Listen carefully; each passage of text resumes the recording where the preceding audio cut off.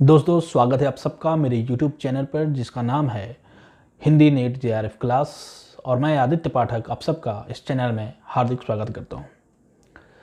दोस्तों जैसा कि आप लोगों को मालूम है कि हमारे इस चैनल में 3 श्रृंखलाएं चल रही हैं। पहली श्रृंखला साहित्य इतिहास की, दूसरी श्रृंखला उपन्यासों को कालक्रम से याद करने की और तीसरी श्रृंखला भारतीय काव्यशास्त्र यानी काव्यशास्त्र की। ये 3 श्रृंखलाओं के तहत ही वीडियो बनाए जा रहे हैं और उसी श्रृंखला के तहत आगे भी वीडियो बनाए जाएंगे। आज जिस श्रृंखला के तहत हम वीडियो यहाँ बना रहे हैं उस श्रृंखला का नाम है हिंदी साहित्य इतिहास और टॉपिक है आज का सिद्ध साहित्य। जब हम सिद्ध साहित्य कहते हैं तो एक सूची आप लोगों के समक्ष होनी चाहिए, एक प्रकार की एक विकास यात्रा आप लोगों के समक्ष दिखनी चाहिए। जैसा कि दाईं तरफ लिखा है बौद्ध धर्म।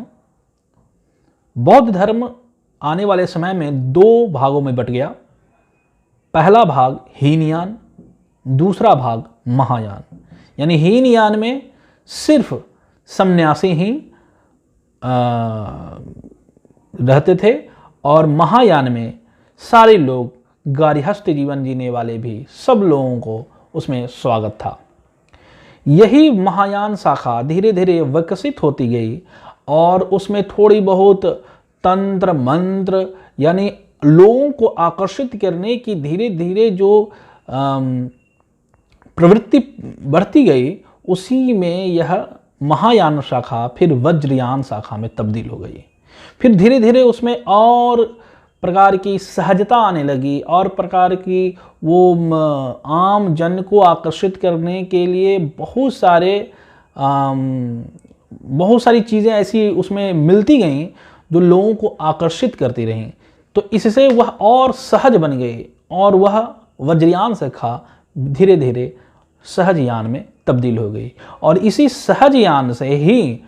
सहजयान का ही विकसित रूप नाथ संप्रदाय होता है।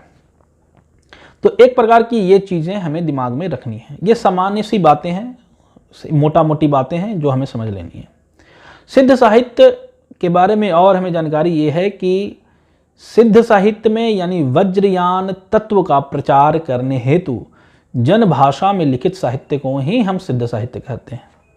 यानी वज्रयान शाखा में ही बहुत सारे सिद्ध हुए और वे सिद्ध यानी जो साहित्य वज्रयान तत्वों के अर्थात सिद्धों से संबंधित यानी वज्रयान तत्व का प्रचार प्रसार करने हेतु जन भाषा में जो साहित्य लिखा गया वही सिद्ध साहित्य कहलाया। 2-3 महत्वपूर्ण बिंदु ये हैं कि वज्रयान शाखा का केंद्र श्री पर्वत था। सहजयानियों की भाषा संध्या भाषा कहलाती है। पंडित विधु शेखर शास्त्री ने संध्या भाषा को मूल भाषा न कह करके उसे कहा कि यह संध्या भाषा ही मूल भाषा है और उसी का यह दूसरा रूप है संध्या भाषा, यानी मूल नाम संध्या भाषा है। जब सिद्ध साहित्य की बात करते हैं तो हमारे सामने जो सबसे पहले सिद्ध या सबसे पहले जिस सिद्ध का नाम आता है वे हैं सरहप्पा।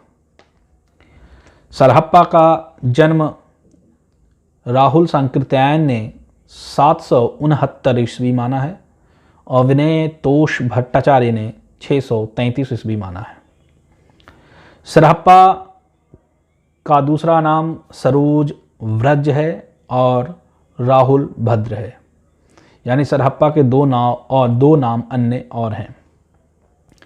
इन्होंने 32 ग्रंथ लिखे हैं। ऐसी चर्चा होती है कि इन्होंने 32 ग्रंथ लिखे, जिनमें से अभी दोहा कोश का संपादन प्रबोध चंद्र बागची ने किया था, जिनमें उस ग्रंथ में उस दोहा कोश में सरहप्पा और कणहप्पा और आदि जो सिद्ध हैं, तिल्लोप्पा, ये सारे सिद्धों की कुछ दोहें या ये सारे सिद्धों के बहुत सारे दोहे इसमें संकलित हैं।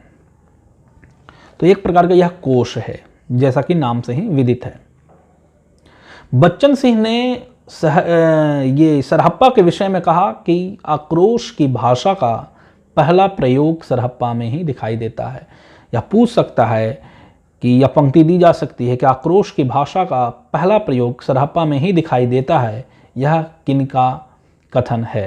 तो हमें उत्तर देना होगा बच्चन सिंह का। एक ग्रंथ और हमारे बीच उपस्थित होता है बौद्ध गान ओ दोहा।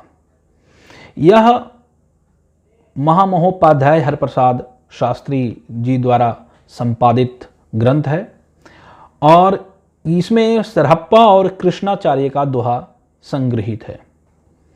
और इस बौद्ध गान और दोहा में जो पुस्तकें प्रकाशित हुई हैं, यानी बौद्ध गान दोहा के अंतर्गत जो पुस्तकें हैं, उन पुस्तकों की भाषा प्राचीन बंगला है। इसके बाद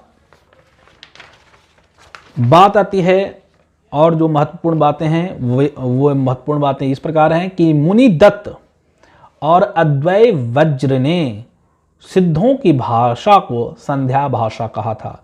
यानी सिद्धों की भाषा को संध्या भाषा कहने वाले कौन थे? तो हमें उत्तर देना होगा मुनि दत्त तथा अद्वैय वज्र। एक ग्रंथ हमारे बीच उपस्थित है इसके बाद वर्ण रत्नाकर। वर्ण रत्नाकर के विषय में 4 महत्वपूर्ण बातें हैं। पहली बात यह कि इसके लेखक, इसके रचनाकार ज्योतिरीश्वर ठाकुर हैं। यह 14वीं शताब्दी की रचना है। यह रचना मैथिली में है, यानी इसकी भाषा, इस रचना की भाषा मैथिली है। और इस ग्रंथ में 84 सिद्धों के नाम दिए हुए हैं। अब नीचे हमारे बीच हैं शिष्य परंपरा में आने वाले कवि। सरहप्पा के शिष्य थे शबरपा, शबरपा के शिष्य थे लुइपा। ये 3 शिष्य परंपरा, ये गुरु शिष्य परंपरा है। सरहप्पा के शिष्य हो गए शबरपा, शबरपा के शिष्य हो गए लुइपा। तो सबसे पहले हम शबरपा पे जाते हैं। शबरों की वेशभूषा के कारण इनका नाम शबरपा पड़ा। दूसरी बात, जन्म इनका 780 ईस्वी में हुआ था। ये क्षत्रिय वंश के थे। चर्यापद नामक इनका ग्रंथ है। चर्यापद एक प्रकार का गीत होता है जो अनुष्ठानों में गाया जाता है। लुइपा के विषय में है कि इनका जन्म 773 ईस्वी में हुआ था। राजा धर्मपाल के शासनकाल में ये उपस्थित थे। जाति के ये कायस्थ थे। इनके विषय में एक प्रसिद्ध बात यह है कि इनके 2 शिष्य बने थे।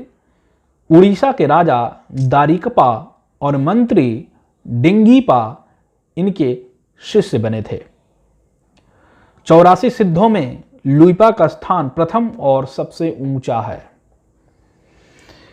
बाईं तरफ नीचे कोष्टक में दिया है कि सिद्ध साहित्य में दोहा कोश की रचना परिनिष्ठित अपभ्रंश में तथा चर्यापदों की रचना अवहट्ट में हुई है। इसके बाद 2 और सिद्ध के नाम हमारे बीच उपस्थित होते हैं, जिनका नाम है डोम्भीपा और कणहप्पा। डोम्भीपा के विषय में जानकारी यह है कि 840 ईस्वी में इनका जन्म हुआ था। क्षत्रिय कुल के थे। मगध के आसपास ये रहने वाले थे। मगध के आसपास के ये थे। 21 ग्रंथों की इन्होंने रचना की, जिनमें से 3 ग्रंथ महत्वपूर्ण हैं। डोम्बी गीतिका, योगचर्या, अक्षर द्विकोपदेश। ये 3 ग्रंथ अत्यधिक महत्वपूर्ण हैं इनके 21 ग्रंथों में। इनके गुरु थे वीरूपा, यानी डोम्भीपा किसके शिष्य थे? तो वीरूपा के शिष्य थे। कणहप्पा सिद्धों में सर्वश्रेष्ठ विद्वान थे। सिद्धों में सर्वश्रेष्ठ विद्वान कौन थे? तो कणहप्पा थे। कर्नाटक के रहने वाले थे। ब्राह्मण जाति के थे। 820 ईस्वी में इनका जन्म हुआ। राहुल संकृत्याय ने कणहप्पा के विषय में कहा है कि कणहप्पा पांडित्य और कवित्व में बेजोड़ थे। एक विहार है जिसका नाम है सोमपुरी। ये सोमपुरी नामक विहार में रहते थे। इनके गुरु का नाम जलंधरपा था और ये कर्नाटक के रहने वाले थे।